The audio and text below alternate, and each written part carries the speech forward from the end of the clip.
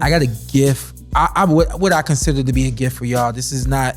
We usually do the motivation at the end, but I don't know if y'all saw, but amateur boxing made a big move this past week. Did y'all see that? No. It was not this week. It was last week. So I think it might have been last Wednesday or last Thursday. World Boxing was announced. And so for anyone who's kept up with boxing in the Olympic Games, boxing was cited for corruption. I think last Olympic Games. And it was announced that boxing will be in the 2024 Games, which are in Paris, will not be in the 2028 Games, which are in LA. Henceforth, meaning the Olympic Committee has done their research, done everything they need to do to say, hey, this sport, you guys are not conducting this the way it needs to be conducted. It's a dirty sport. Here. It's not being conducted the way it's supposed to be conducted. So we cannot have this a part of the Olympic Games. No. This is the Olympic. World, not just us. Yeah, this not is the Olympic Committee. That's what I'm saying. You said it's going to be in Paris, but the 2024 Games, which are in Paris. The 2028 Games. The 2028 Games, which are here in LA. Yeah. Is when boxing. So there's the process. And so the process means this is going to take some time. We're going to let you guys ride it out in 2024. But post 2024, you're gone. That's you're done. Crazy, Shawn. So no more boxing. No more boxing. So they not. I thought you meant like they're gonna shut it down, revamp, get this fixed. No, this period. So then, as all you can do at that point is turn pro. So then, as we were moving forward, oh wait a minute, we're finding more things going on. 2024. Is in jeopardy. Wow. Yeah. So the reason why I'm talking about this is because I'm connected with USA Boxing. I'm connected with the Olympic Boxing. I have been for some time. I've been telling y'all, hey, that's where it comes from. Yeah, any of the greats y'all ever seen, it starts in the amateur program. Well, guess what? Now our amateur program is in jeopardy. Yeah.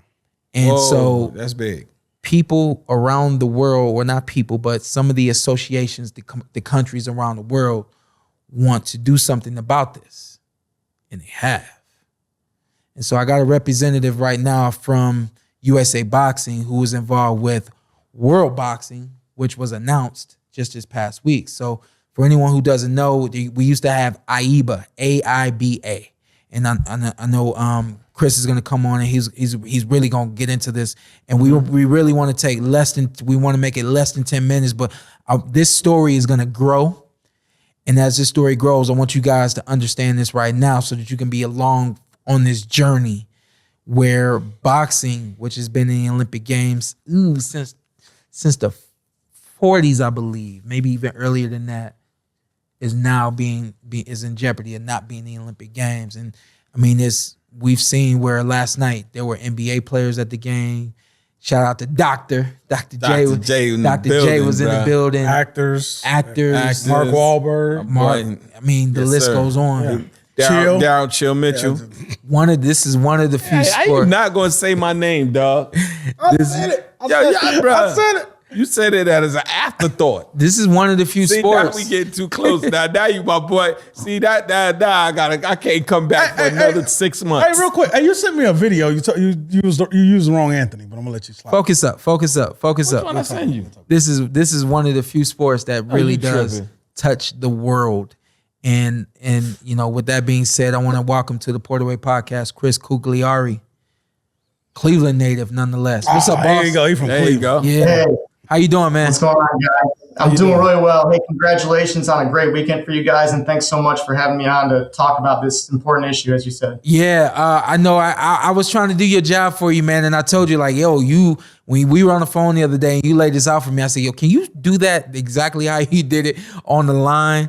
But tell us real quick about World Boxing, and let's start with what World Boxing is.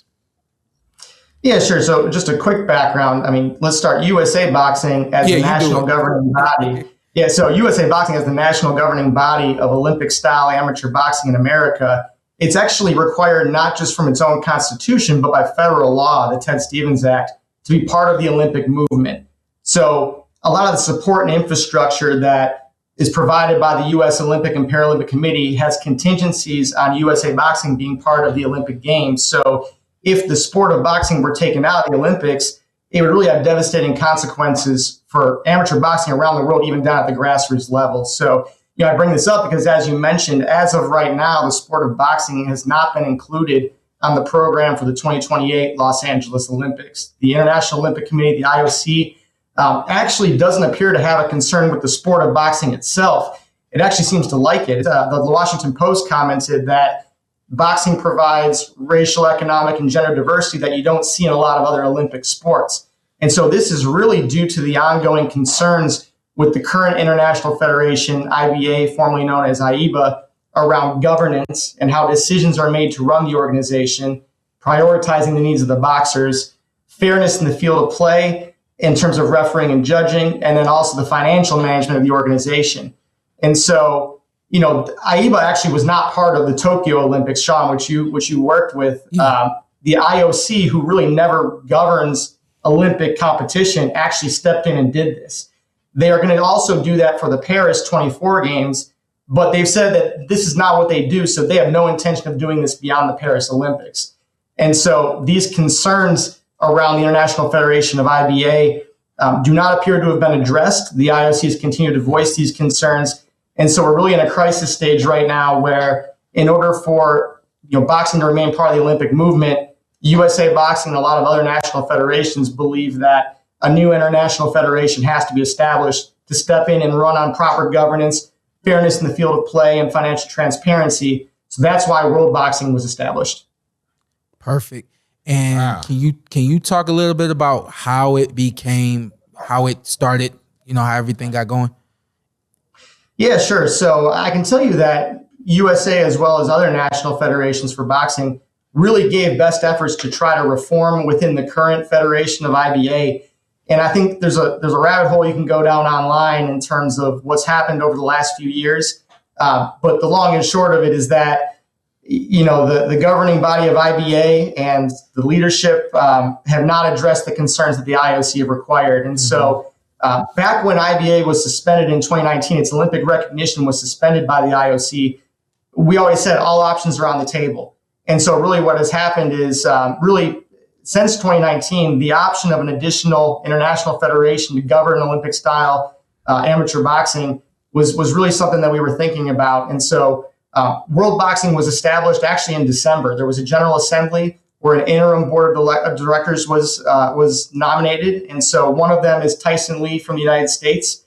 Great Britain, the Netherlands were part of that as well. That's since grown. And actually Richard Torres, the silver medalist from the Tokyo Games, is on the interim board of directors as well as representatives from Sweden, the Philippines, Germany, New Zealand. So there's a good representation on this board.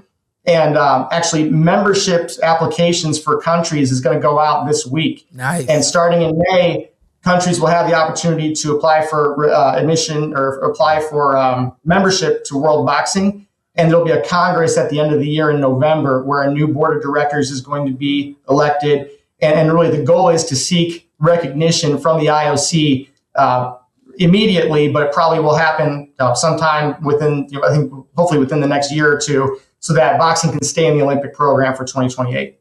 Yep. Wow. You guys got any questions for him? No, I'm just here. Yeah. I think maybe one question I do have is, can you kind of, and I'll talk about it a little bit more as well, but just kind of talk to why this is so important to the United States, to the USA Boxing. Yeah, I think it touches on what I mentioned earlier, which is boxing as a sport. This is really one of the only Olympic sports where a young man or woman can come from any circumstances, really rise up and be able to represent his or her country on the national, on the global scale, really as part of the Olympic movement.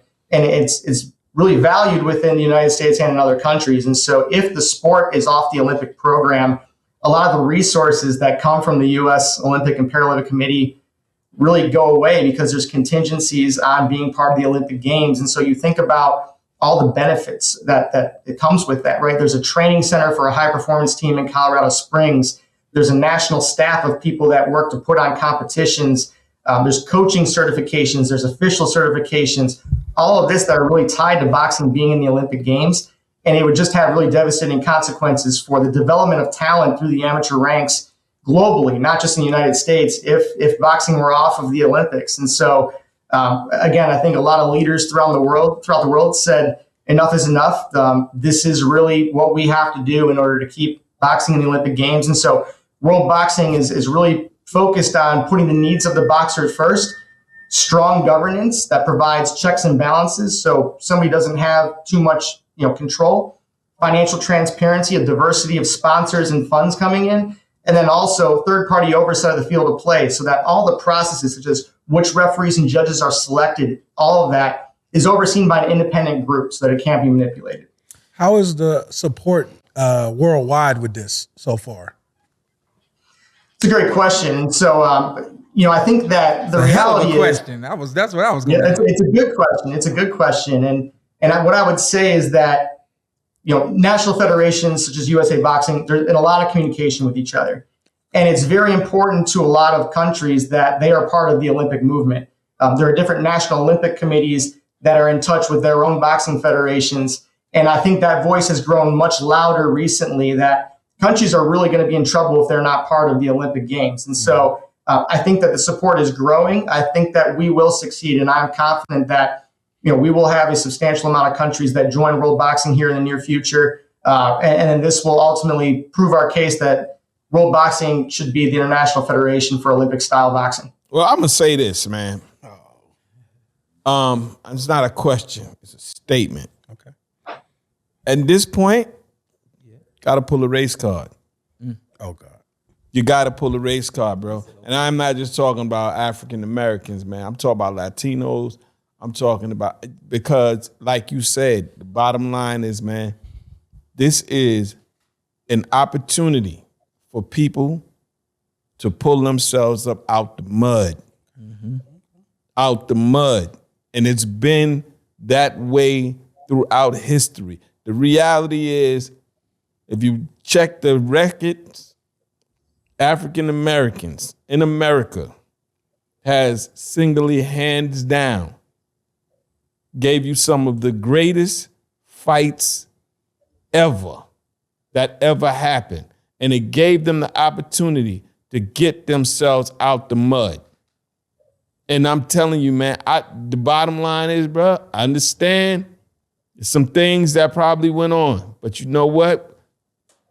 Look, it's a lot of things. They still running horses too, ain't they? It's still running horses around the world. Tell me ain't no dirt in that. Yo, bro, you got to pull that card, bro. So with that being said, Chris, just really quickly, tell everybody how they can support World Boxing, like the website and everything, so people can start to look, research and all that kind of stuff. Yes. Yeah, appreciate it. So we have our website is worldboxing.org. You can actually see all of our governance documentation. You can see more background information about World Boxing there. You can follow us on social media, Instagram, Facebook, YouTube. It's @officialworldboxing. You can use the hashtag #TimeForWorldBoxing. I know lots of our USA Boxing alumni out there that want to know how they can give back to the amateurs. Well, what better way than doing your part to keep boxing in the Olympic Games? And so really reaching out to USA Boxing, being part of this movement with World Boxing. I appreciate everything you guys you've said, and I couldn't agree more that boxing provides opportunities, and quite frankly, boxing provides stories that are probably the best that the Olympics have ever seen. And it needs to remain a part of the Olympic movement. And so, really appreciate you guys having us on. And again, we're confident that this is going to succeed and that boxing will succeed. Yes, sir. Hey, Chris, thank you so much for coming on and kind of getting everybody abreast to what's going on with World Boxing. We are definitely going to document this and keep it at the forefront of the PorterWay Podcast as much as possible. I started boxing in the USA Boxing when I was 8 years old. I'll never forget, it was the winter time, and my dad just said, "Get up, we're going downtown to get your book, buy your boxing book." Had no clue what that was. And I know Andre Ward, he just mentioned a couple of days ago that he just found the very first book that he had. It gets like his entire history from when he started boxing at 80 pounds. You know what I mean? So it's a big deal. And I know that a lot, like we all understand, it gets you out of some of the worst circumstances. And not everybody comes from the worst circumstances, but boxing will get you where you want to go in life. I've been around the world, and last thing I'll say is I boxed on the USA Pan American team in 2007. I think I learned about Venezuela when I was in 4th grade, and I was just enamored. I said I'm going to Venezuela one day. Looked up in 2007, and I was in Venezuela. Come on, bro. And we were on the bus going to the fight. I didn't even think about it. I knew I was going to Venezuela for months ahead of time, but when I'm on the bus in Venezuela, I just stopped. I was like, whoa. I said I was going to end up here one day. I was going to come here one day, and here I am. You know what I mean? So boxing helps you realize dreams, you know. So we definitely want to support world boxing, and I'll do my part by, you know, reaching out to those other champions of today who were once upon a time champions of amateur boxing, and so that we can all, you know, support this and keep it moving, man. Thank you. And Chris, if we can get a Chris in every country like you, we good. Man.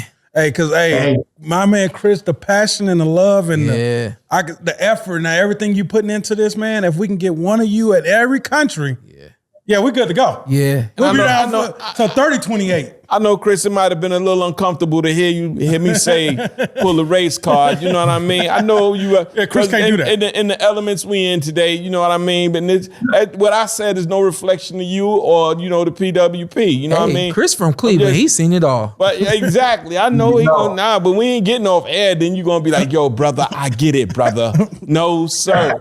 We gonna talk about it right now. Hey, Chris, take care, man. I'll talk to you later. All right. Thanks, guys. Congrats on all your success. All right. Thank you. Stay blessed.